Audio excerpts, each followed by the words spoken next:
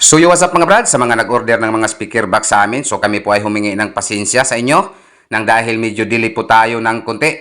Nang dahil po ay ito po muna ang inuna namin sa pagligpit ng mga gamit namin dito sa aming bahay. So ito po ang sinapit namin, mga ilang minuto po pagkalipas ng bagyo. Ala, video ko yan ba yo? Ang TV, gumahag TV daw. TV at tanan. Nawala na gyud ang rep. Ay. Hi viewers, muna yung mga viewers there auntie. Ang bagiliya, agoy, ang mga Daw sa magyud in town. Hello you boy. Ala, ang bugas ka sayang. Dili na pwede. Ang TV niyo pa hoy man. Natuwa. Daro, daro. Daro. TV na. Oh.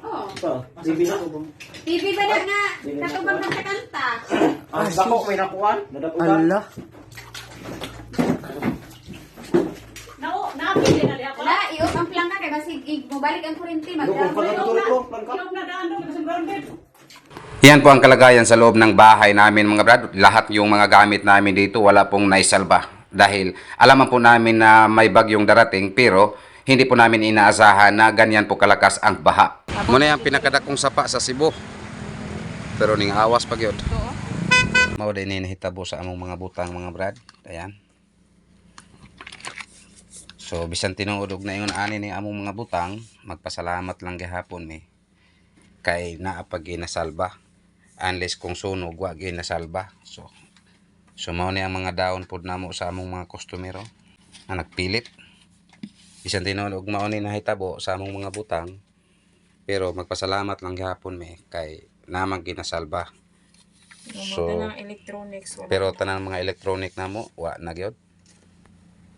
Pero pasalamat lang gyapon ta kay itahan isa gamay kontra sa sunog kay ang sunog wa manggi mapunit.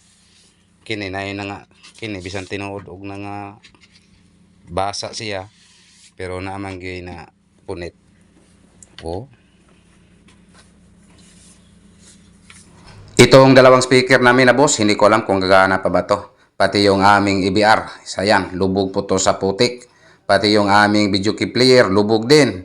Pati yung amplifier. Basta lahat ng mga electronic namin dito sa aming bahay mga brad, wala pong naisalba. Hindi ko alam kung gagana pa ba to. Medyo delay po ng konti inyong mga order nang dahil po sa sitwasyon namin dito. So ayan, napakaawa po yung sitwasyon namin dito. Iyan po ang sa loob namin.